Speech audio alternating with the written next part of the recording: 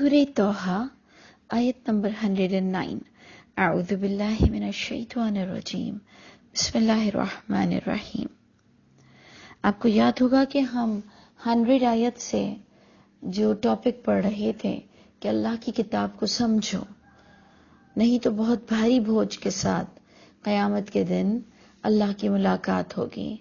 اور اس درمیان جو ہمیں بتایا گیا کہ تمہیں دنیا میں بہت چند لمحے رہنے ہیں، چند گھڑی یا ایک دن یا دن کا کوئی حصہ، یعنی کس طرح سے ہمارا دماغ بنایا جاتا ہے، کس طرح سے اللہ تعالیٰ دیکھیں ہمیں سمجھاتے ہیں کہ تمہیں کس کام کے لیے بھیجا گیا ہے، اور کتاب کو ضرور سمجھ لینا، کیونکہ آپ یہ بات اچھی طرح جانتے ہیں کہ جو بات بھی ہم سمجھ لیتے ہیں وہ خود بخود اللہ نے ہمارے اندر وہ چیز بلٹ ان کی ہے کہ جب ہمیں کوئی آواز کانوں میں آ جاتی ہے، چاہے کوئی پھر ہمیں سمجھائے یا نہ سمجھائے، جب کانوں میں کوئی بات آ جاتی ہے تو ہم اس پر عمل شروع کر دیتے ہیں. آپ کو آواز آتی ہے کہ آگے گڑھا ہے، جبکہ آپ کو کوئی نے یہ نہیں کہا کہ آپ گڑھے سے بچنا، صرف آپ کو آواز آتی ہے کہ آگے گڑھا ہے، وہ کسی اور کو بھی بتایا جا رہا ہوتا ہے تو آپ بھی آگے کی طرف نظروں کو اور ہوشیار کر لیتے ہیں اور اپنے آپ کی حفاظت کرتے ہیں. تو پروردگار نے ہمارے اندر جو کچھ قوتیں بلٹ ان کی ہیں، جس کا فائدہ اس وقت ہم صحیح قدردان بنیں گے جب ہم اس کو right time right place use کریں گے. تو اس لیے آپ خود بھی سمجھ سکتے ہیں کہ کوئی کتاب بھی بغیر سمجھے پڑھنے کا اس کا کوئی تک ہی نہیں ہے. تو یہ تو اللہ کی کتاب ہے اور اس پر تو ہمارا آخرت پوری طرح سے ڈیپینڈ کرتا ہے. اللہ تعالی ہم سب کے فیوچر کو برائٹ کر دے.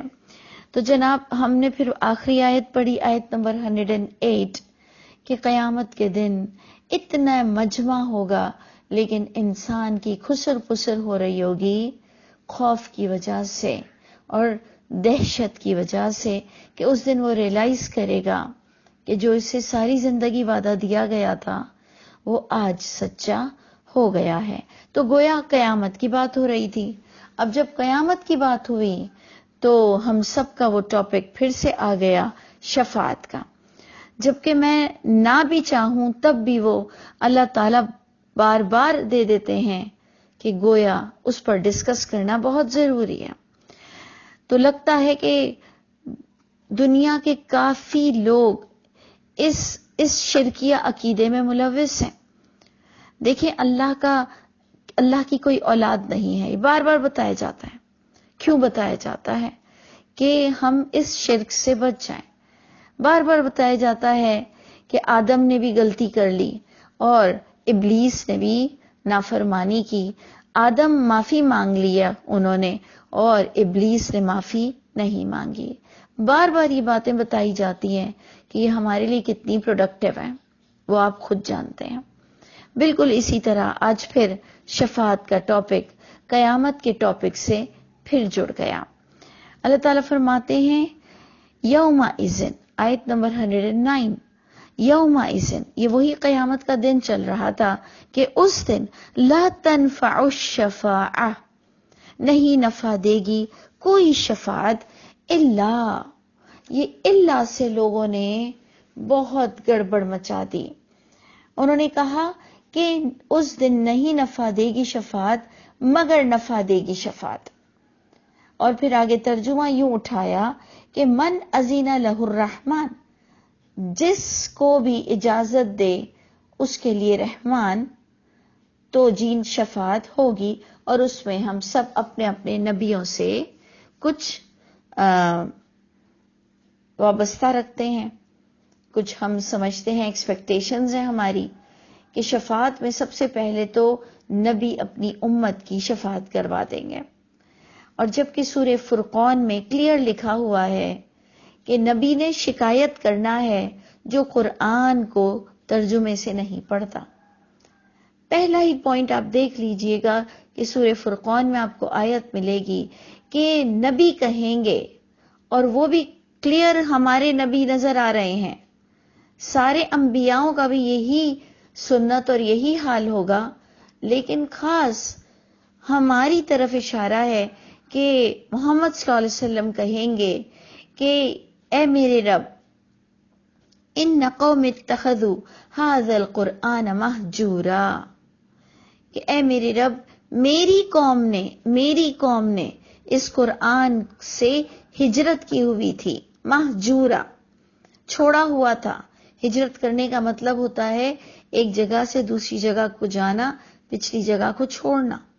یعنی یہ سورہ فرقان میں کلیئر آیت ہے کہ محمد صلی اللہ علیہ وسلم شفاعت نہیں کرنے والے۔ محمد صلی اللہ علیہ وسلم تو قرآن کو جو سمجھ کر نہیں پڑھتا، سمجھنے سے بچا رہتا ہے، دور رہتا ہے، اس کی شکایت کرنے والے ہیں۔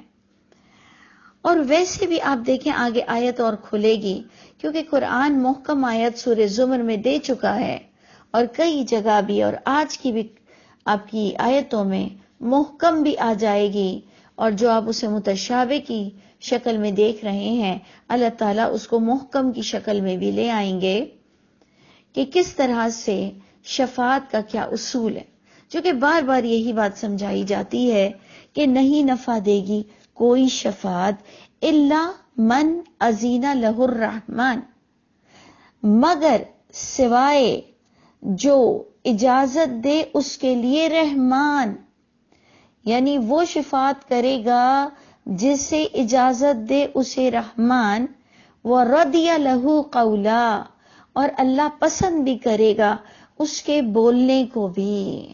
تو آپ خود بار بار اس کو کئی بار پڑھیں کہ اللہ ہی اسے بولنے کی اجازت دیں گے اور اللہ ہی پسند بھی کرتے ہوں گے، تو گویا سارا کے سارا اختیار اللہ کے ہاتھ میں ہوگا شفاعت کے معاملے میں۔ آپ دیکھیں نا کہ اگر آپ نے اچھی کارکردگی کی ہے، آپ کسی گفٹ کے لیے کوالیفائی ہوئے ہیں، اب آپ کو اس سے کوئی سروکار نہیں کہ آپ کو کس آڈیٹوریم میں بلایا جاتا ہے گفٹ دینے کے لیے، اور آپ کو کون سی شخصیت گفٹ دینے آئے گی۔ یہ آپ کا اس سے کوئی تعلق یا کوئی آپ کی سوچ نہیں ہوتی، یہاں تک بس صرف تصویر کھنچانا ہوتا ہے، جبکہ پیچھے آپ کی کارکردگی ہوتی ہے، اور آپ کے لیے یہ چیز بڑی نہیں ہوتی کہ مجھے کون اپنے ہاتھوں سے تحفہ دے گا۔ آپ دیکھیں تو صحیح، غور تو کریں، بار بار غور کریں۔ وہ اس لیے کہ یہ اتنا سینسٹیو ایشو ہے میرے نزدیک کہ اگر میں یہ سمجھ لوں کہ میں اگر غلط بھی ہوں اعمال کے لحاظ سے، اور میری کوئی قیامت کے دن شفاعت کر سکتا ہے، میں غلط ہوں، میرے اعمال پراپر نہیں ہیں، اور اگر میں یہ عقیدہ رکھوں کہ میرا نبی یا میرے قرآن حافظ بچے یا میری مسجد یا میرے قربانی کے جانور یا جو بھی کوئی، اگر ہم سمجھتے ہیں وہ جو بچپن میں بچے مر جاتے ہیں تو وہ پھول بن کر لپٹ جائیں گے، اگر میں اتنا عقیدہ رکھ لوں کہ میں بری بھی ہوں تو میری شفاعت ہو جائے گی کسی کی وجہ سے، یہ ایک شرکیہ عقیدہ ہے، اور قرآن کے معاملے میں آپ اس کی سمجھ میں اللہ کے یہاں عالم کے درجے پر نہیں اٹھ سکتے ہیں۔ یہ تو دنیا میں آپ کو اور مجھ کو عالم اور عالمہ کی ڈگری اور فاضل اور فاضلہ کی ڈگری اور مفتی کی ڈگری مل جاتی ہے، اور شیخ الحدیث اور شیخ القرآن کہلانے لگ جاتے ہیں۔ یہ اصل ڈگریز تو قیامت کے دن بٹنے والی ہے۔ یہ تو انسان کے معیار کی ڈگری تھی، کسی انسٹیٹیوٹ کے معیار کی ڈگری تھی۔ خاص ڈگریز تو قیامت کے دن بٹے گی کہ کس نے اللہ کی کتاب کو کتنا ٹو دا پوائنٹ سمجھا، اس پر عمل کیا اور اسے لوگوں تک پہنچایا، بالکل کرسٹل کلیئر چیز کی طرح۔ تو جناب ادھر اگر آپ یہ سمجھتے ہیں کہ آپ اور میں گناہ گار ہیں اور شفاعت ہو جائے گی، تو آپ دیکھ لیں کہ ساری بات اللہ کے ہاتھ میں ہے۔ اللہ فرما رہے ہیں نہیں نفع دے گی شفاعت مگر جس کے لیے اجازت دے اس کو رحمان ہی اجازت دیں گے، اللہ تعالیٰ ہی اجازت دیں گے، وَرَضِيَ لَهُ قَوْلًا، اور اللہ ہی پسند کریں گے اس کے بولنے کو بھی۔ یعنی اللہ ہی کے ہاتھ میں ہے، للہ الشفاعت جمیعا، اللہ ہی کے ہاتھ میں ہے تمام کی تمام شفاعت۔ اور پھر اس کو اور بھی ایکسپینڈ کیا گیا ہم سب کے لیے کہ یعلم ما بین ایدیہم وما خلفہم۔ یہ بڑا امپورٹنٹ پوائنٹ ہے جو آپ آیت الکرسی میں بھی دیکھتے ہیں کہ من ذا الذی یشفع عندہ الا باذنہ، کون ہے وہ جو شفاعت کرے گا، کس کے پاس طاقت ہے، کون ہے جو شفاعت کر سکتا ہے اس کے پاس، الا باذنہ، ہاں مگر شفاعت ہوگی اسی اللہ ہی کے حکم سے۔ کیوں؟ یعلم ما بین ایدیہم وما خلفہم، کیونکہ غیب کا علم صرف اللہ کو پتا ہے، تمام انسان کا چٹا پٹا اللہ ہی کو پتا ہے، تمام انسان کے اعمال نامے اللہ ہی کے آگے کھلتے ہیں اور اللہ ہی کے حکم سے لکھے جاتے ہیں۔ یہی بات یہاں پر بھی درج ہے، یعلم ما بین ایدیہم وما خلفہم، کیونکہ شفاعت وہی کر سکتا ہے جو جانتا ہو۔ یعلم واحد مذکر آ رہا ہے کہ وہی اللہ جانتے ہیں، ما بین ایدیہم جو انسانوں کے سامنے ہے، وما خلفہم اور جو ان کے پیچھے ہے، وہ اللہ ہی جانتے ہیں کہ انسان کا آگے پیچھے اس کا کیا معاملہ تھا، وہ کیا سوچ رکھتا تھا، وہ کتنا عمل کرتا تھا، کتنی ڈینگیں مارتا تھا، کتنا اللہ کی کتاب پر توجہ دیتا تھا، کتنا وتواصوا بالحق کو ضروری سمجھتا تھا کہ آپس میں تلقین اور ڈسکشن کرنی ہے اللہ کی کتاب کے بارے میں، وتواصوا بالصبر، اور کتنا لوگوں کو دین پر سٹیبل رہنے کا حکم دیتا تھا، نہ کہ بے حیائی اور سود خوری اور گناہ کو پروموٹ کرتا تھا، وتواصوا بالصبر کرتا تھا، وتواصوا بالحق کرتا تھا، اور ایمان میں اس نے پورے مارکس لیے ہوں گے کہ عقیدہ، کانسیپٹ، ایمان ایکچولی کہا جاتا ہے آپ کے کانسیپٹ، اور عمل الصالحات اس کانسیپٹ کے مطابق کیا عمل کرتے تھے تم۔ یہ چار چیزیں جو سورہ عصر میں بیان ہوئی ہیں، اس میں جب تک کہ میں اور آپ پاس نہیں ہو جائیں گے آگے بخشش کے کوئی چانسز نہیں ہیں، اور شفاعت سب اللہ کے ہاتھ میں ہے۔ تو پھر وہ بات دیکھیں، میں نہ بھی چاہوں تو مجھے اس چیپٹر کو پھر ڈسکس کرنا پڑ رہا ہے، جبکہ میں جانتی ہوں کہ یہ لوگوں کو بہت ہرٹ کرتی ہے یہ بات کہ اگر میں یہ کہتی ہوں کہ کوئی کام نہیں آئے گا، کوئی کام نہیں آئے گا، لوگوں کو بہت گراں گزرتی ہے یہ بات، لیکن کیا کریں، حقیقت یہی ہے کہ کوئی کام نہیں آئے گا اگر آپ اور میں اچھے نہیں ہیں تو، اور اگر ہم اچھے ہیں تو ہمیں کسی کی ضرورت کیوں پڑے گی۔ یہ بڑی سمجھنے والی چیز ہے، اور اگر اس معاملے میں آپ نے غلط عقیدہ اختیار کیا ہے تو خدا نہ خواستہ کسی نہ کسی مشرک کی کیٹیگری میں ہم کھڑے ہوں گے۔ اگر ہم اللہ کی اولاد نہیں بناتے ہیں الحمدللہ، تب بھی ہم شرک کی کسی نہ کسی کیٹیگری میں ضرور کھڑے ہو جائیں گے، اور اللہ کا وعدہ ہے کہ میں سارے گناہ معاف کر دوں گا، شرک کو معاف نہیں کروں گا۔ اس لیے یہ ہم سب کی ذمہ داری بنتی ہے کہ ہم اسے غور سے سمجھیں۔ تو اللہ تعالیٰ فرماتے ہیں کہ وہی اللہ جانتے ہیں، یعلم ما بین ایدیہم وما خلفہم، جو جانتا ہے وہی اختیارات بھی رکھتا ہے، ولا یحیطون بہ علما، اور وہ نہیں احاطہ کر سکتے ہیں اس کا اپنے علم سے۔ یعنی کوئی بھی نبی ولی بھی اللہ کے علم سے مقابلہ بھی نہیں کر سکتے، اور نہ ہی کوئی انسان، نہیں کوئی بھی مل کر احاطہ کر سکتے ہیں اس کا اپنے علم سے۔ وَعَنِتَ الْوُجُوهُ، اللہ فرماتے ہیں کہ جب باتیں تم پر کھل جائیں گی تو وَعَنِتَ الْوُجُوهُ، جھک جائیں گی چہرے، جھک جائیں گی گردنیں، سب کے چہرے جھک جائیں گے، کس کے لیے؟ لِلْحَيِّ الْقَيُّومِ، اس زندہ ذات کے لیے، اس قائم رہنے والی ذات کے لیے، جس کو آج ہم اللہ اکبر کہتے ہیں، لیکن یقین جانیے کہ شاید ہم حق ادا نہیں کرتے ہیں کہ اللہ کے پاس کتنی اتھارٹیز ہیں، اور ہمیں اللہ سے کتنا ڈرنا چاہیے، اور قیامت کا دن کتنا بڑا دن ہمارے سامنے آنے والا ہے. اور اللہ تعالیٰ فرماتے ہیں وَقَدْ خَابَ مَنْ حَمَلَ ظُلْمًا، اور یقیناً وقد اور یقیناً خواب نامراد ہوگا، برباد ہوگا، من حمل ظلما، جس نے اٹھایا لادا اپنے اوپر ظلم کا بوجھ.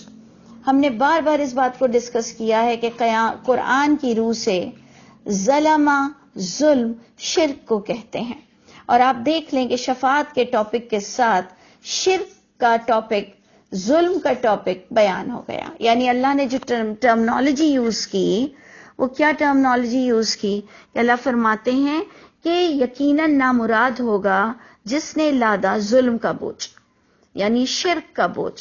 یعنی شفاعت میں اگر آپ اور میں کہیں بھی غلط کچھ بات سمجھ رہے ہیں اور اللہ کے علاوہ بھی کسی اور کی اتھارٹی کو مانتے ہیں تو گویا ہم شرک پر پکڑے نہ جائیں. تو اللہ فرماتے ہیں، اور آپ کو یاد ہوگا کہ ہم آیت نمبر 100 سے بھی وہی حملہ کے ورڈ کو دیکھ رہے تھے کہ جس نے اللہ کی کتاب کو نہیں سمجھا، نصیحت نہیں لی، اس نے بوجھ اٹھایا ہوا ہوگا، اس نے اپنے اوپر بہت برا بوجھ لادا ہوا ہوگا. وہ کیا بوجھ ہوگا جسے اللہ برا کہہ رہے ہیں اور جسے اللہ تعالیٰ اتنا زیادہ ہمیں سمجھائے چلے جا رہے ہیں، جبکہ اللہ تعالیٰ کا تو ایک بار سمجھانا بھی دل میں اتر جاتا ہے. لیکن یہ اللہ کی رحمانیت ہے، یہ اللہ بڑے کریم ہے کہ آپ کو اور مجھ کو بار بار ایک چیز کو سمجھا رہے ہیں تو یقیناً اس کی بہت بڑی پکڑ ہو جائے گی. اور آگے اسی بات کو ایکسپینڈ کیا گیا کہ وَمَن يَعْمَلْ مِنَ الصَّالِحَاتِ، اور جو بھی وہ عمل کرتا ہے نیکیوں میں سے. Now point to be noted, بہت امپورٹنٹ بات آ رہی ہے. جو بھی عمل کرتا ہے نیکیوں میں سے، لیکن شرط کیا ہو، وَهُوَ مُؤْمِن، اس کا مومن ہونا ضروری ہے. اور ہم پڑھ رہے ہیں شفاعت کا ٹاپک. جس نے شفاعت کو نہیں سمجھا گویا وہ مومن کی کیٹیگری میں شامل نہیں ہو سکتا. جس نے عمل کیا اچھے اور وہ مومن بھی ہو، یعنی کانسیپٹ اس کے بالکل ٹو دا پوائنٹ ہو. اگر آپ اس کو کانٹیکسٹ سے دیکھیں تو شفاعت کے معاملے میں مومن ہونا، آپ کے کانسیپٹ کا درست ہونا بہت ضروری ہے. اور اگر اب اس کو ہم کانٹیکسٹ سے ہٹا کر بھی دیکھ لیں تو آپ اور مجھ پر وہ بات کھل جاتی ہے کہ کوئی بڑے سے بڑا ویلفیئر کا کام کرنے والا، جس کی ہم بھی بڑی عزت کرتے ہیں، ہم خود بھی یہ بات کہتے ہیں کہ ایسی زندگی کا کیا فائدہ جب ہم کسی کے کام نہ آئیں اور جب ہم نے کسی کے حالات کو درست نہ کیا ہو. لیکن یاد رکھیے، ویلفیئر کے کام، کسی کو ریلیف دینا، لوگوں کی مدد کرنا، یہ اس وقت آپ کو قیامت کے دن کام آئے گا جب آپ کے کانسیپٹ بھی ٹو دا پوائنٹ ہوں گے اور آپ شرک نہیں کرتے ہوں گے. تو آپ خود دیکھ لیجئے کہ بڑے سے بڑا حاجی، بڑے سے بڑا نمازی، بڑے سے بڑا ویلفیئر چلانے والا، اگر اس کے کانسیپٹ درست نہیں ہے تو میں نے کم از کم قرآن سے یہ سمجھا ہے کہ اللہ اس کا احسان قیامت ہی کے دن اتار دیں گے. اللہ تعالیٰ اس کی نیکیوں کا بدلہ اسے دنیا ہی میں دے دیں گے. ویری سوری، میں نے جو بات یوں کرنی تھی کہ میں نے جو قرآن سے سمجھا ہے کہ جب بھی آپ کوئی نیک عمل کرتے ہیں لیکن اگر آپ کے کانسیپٹ درست نہیں ہے تو آپ کو اس کا پورا بدلہ، پورا بدلہ دنیا میں مل جائے گا اور قیامت کے دن کوئی حصہ نہیں ہوگا، کیونکہ قیامت کے دن صرف اور صرف مومنوں کو حصہ ملنے والا ہے. اور مومن میں خاص محمد صلی اللہ علیہ وسلم کی امت کاؤنٹ نہیں ہوتی. مومن ہر اس شخص کو کہتے ہیں جو اپنی الہامی کتاب کے مطابق زندگی بسر کر کے دکھاتا ہے، شہداء علی الناس بنتا ہے، چاہے کہ وہ پچھلی کتابوں کا اٹھانے والا کیوں نہ ہو. ہمارے لیے تمام انبیاء برابر ہیں. ہمیں یہ حکم دیا جاتا ہے لا نفرق بین احد من رسلہ، کہ نہیں ہم فرق کریں گے درمیان کسی ایک رسول کے بھی. اور ہمیں یہ سمجھایا جاتا ہے ان الدین عند اللہ الاسلام، کہ بے شک دین تو صدا سے ایک ہی دین ہے اور وہ اسلام ہے. تمام انبیاء اسی اسلام کے پیروکار ہیں. تو جو بھی کانسیپٹ درست نہیں رکھتا اور دنیا میں لوگوں کے ساتھ بھلائی کرتا ہے تو قرآن سے ہمیں یہی ملتا ہے کہ آخرت میں اس کے لیے کوئی حصہ نہیں، دنیا اللہ اس کو عطا فرما کر یہی اس کے حساب کو چکتا کر دیں گے۔ تو اللہ تعالیٰ مجھ کو اور آپ کو، ہمیں بہت زیادہ اس میں سینسیٹیو ہونے کی ضرورت ہے۔ یہ بہت ہی میجر ایشو ہے کہ ہم ہر لحاظ سے اپنا محاسبہ کریں کہ کیا میرے کانسیپٹ میں کوئی شرک ملوث ہے، میں کسی بھی اعتبار سے کیا کسی انسان سے وہم کرتا ہوں، کیا کوئی چیز سے، کوئی سٹون سے، کوئی جیم سٹون، کوئی اور چیز سے کیا آپ اور میں وہم کرتے ہیں؟ کیا یہ ہم نظر لگنے کے کانسیپٹ رکھتے ہیں؟ کیا ہم اللہ سے زیادہ کسی سے ڈرتے ہیں؟ یا ہم کسی بھی معاملے میں اللہ رسول پر وہ باتیں کرتے ہیں جو شرک تک پہنچ جائے؟ تو یہ ساری باتیں کہیں ہمارے لیے عذاب نہ بن جائیں، اس لیے ہم سب کو ضرورت ہے کہ ہم آپس میں ایک بھائی بہن ہونے کی حیثیت سے، ایک مومن ہونے کی حیثیت سے ڈسکس کریں اور اللہ تعالیٰ ہم سب کی برائیوں کو ہم سے دور فرما دے۔ تو اللہ تعالیٰ فرماتے ہیں کہ جو عمل کرتا ہے صالحات میں سے، لیکن شرط یہ ہے کہ وہ مؤمن، اس کا مومن ہونا ضروری ہے۔ تو پھر اللہ فرماتے ہیں فلا یخاف ظلما، پھر اسے کوئی خوف نہیں ہونا چاہیے کہ اس کی حق تلفی ہوگی یا اس کا حق مارا جائے گا۔ دیکھیں پھر ظلمہ کا ترجمہ کیا آیا کہ اسے کوئی خوف نہیں ہونا چاہیے کہ اس کے ساتھ کوئی ظلم ہوگا، کوئی حق تلفی ہوگی، کوئی حق مارا جائے گا۔ تو ایسے شخص کو شفاعت کی کیا ضرورت ہوگی؟ جس نے عمل اچھے کیے ہوں گے تو اس کو تو اللہ فرماتے ہیں اس کو کوئی خوف نہیں ہوگا حق تلفی کا، ولا حدما، اور نہ ہی اس کے ساتھ کوئی زیادتی ہوگی۔ اللہ تعالی ہم سب کو نیک لوگوں میں کر دے اور اللہ تعالی ہم سب کو سچا مومن بنا دے۔